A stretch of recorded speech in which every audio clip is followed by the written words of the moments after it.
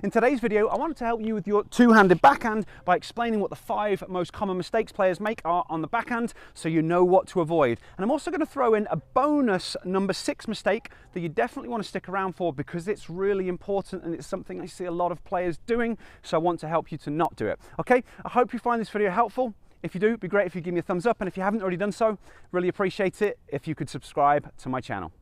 Okay, so mistake number 1 for the two-handed backhand is not preparing early enough. It is really important that you prepare early, get your racket in position. Depending on your exact technique, it might vary a little bit. It might be down there, it might be up there, but you've got to get that racket behind the ball so that then you can start your swing in time so you can get that ideal contact point. So if you're not preparing early enough, that's obviously a big mistake that we've got to try and fix.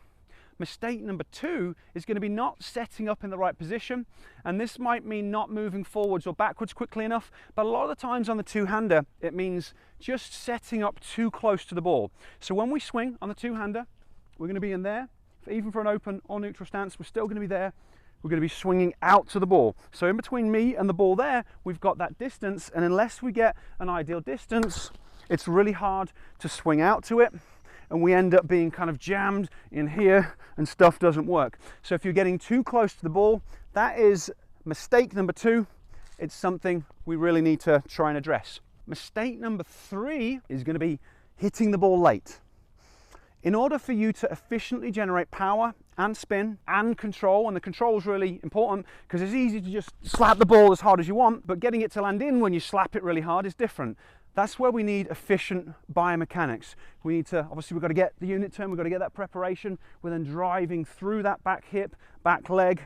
That starts the torso rotation, the racket drops. We're then using that initial momentum, then the shoulders start to come in to really pull the racket forwards, and then it swings out, and then we're getting the left hand overtaking the right hand, coming up the back of the ball at that contact point to give us the spin, and we're extending through that contact point and following through. So that contact point is all important. If you swing late and hit the ball late, we haven't got through that stuff. So I've started my swing and I've only got to there. If you look at the face of the, my strings, I'm hitting the ball down there. So we've got to be able to get that contact point out in front. We've got to start that swing in time, or it's really going to prevent us from efficiently generating power and spin and hitting with control. Mistake number 4 is going to be not watching the ball onto the strings. This is just the way our body works. It's just the way our bodies function. In order for us to do something accurately and consistently, we're going to be looking at it.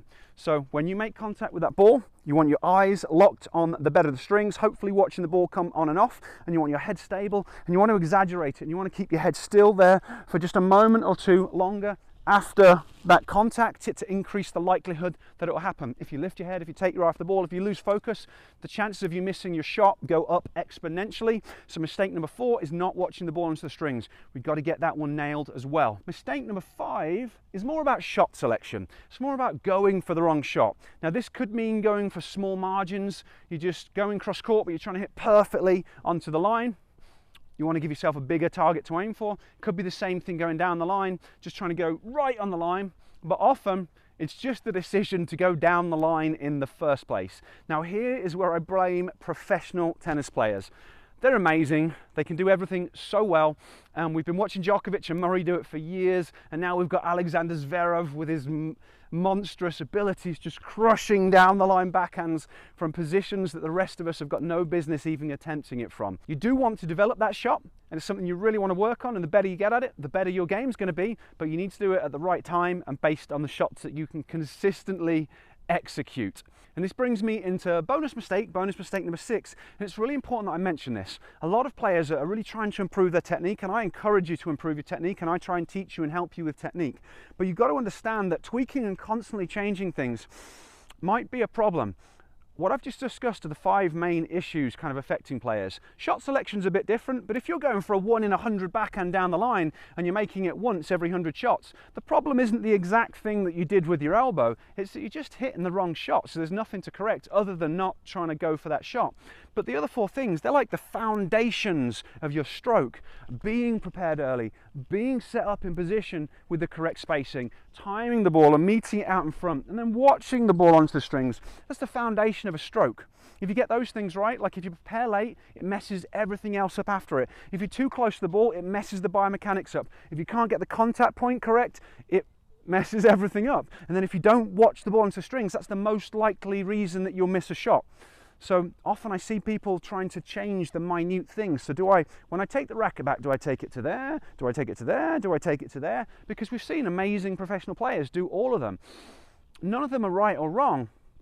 You just got to make sure the racket's back. The issue, if you're getting it into one of these positions, that won't be your problem. The issue will be something else. So mistake number 6 is tweaking and changing the wrong thing when you should be focusing on one of these fundamentals. But something I want to talk about before I close out the video is that those 4 issues, there's something that holds players back with them, and that's the visual system. A lot of players' visual systems simply don't work well enough to do this stuff. Like, it's not that you don't know that you need to prepare early. You probably already knew that before watching this video, but realistically it's because you can't judge where the ball's going fast enough, so it's on you before you know about it, and then it's on the service line, and then you're preparing because you can't predict the ball, where the ball's going quickly enough. Same thing for the spacing. You probably know that you've got to have space between you, but if you're still getting too close, even though you know that, maybe it suggests your visual system is creating a problem. Same thing for the timing. You've got to predict the speed of the ball, how far it is away, so you can start your swing at the right time and adjust the speed of your swing. And obviously if you can't track the ball very well because your eye movements aren't very good, then it's really hard to watch it onto the strings. The good news though is you can train that stuff. It's actually really simple when you know how. Now what I've done is I've created a masterclass to basically teach you about it, to teach you about vision, how visual training exercises work. And I've also put 3 assessments in there. So these are my 3 favorite assessments to do with tennis players, so you can start to figure out if this stuff is a problem for you or not. So if that's something that sounds interesting to you, I'll place the link down below. I'll place the link up there, and you can obviously check that out if it's something you want to. If you don't want to, no problem. Try and avoid these mistakes. It'll make a big difference in your game. Okay, thanks a lot for watching. I'd love to hear your thoughts. Are you making one of these mistakes? What's going on with your game? Leave your comment down below. I'll get back to you as quick as I can.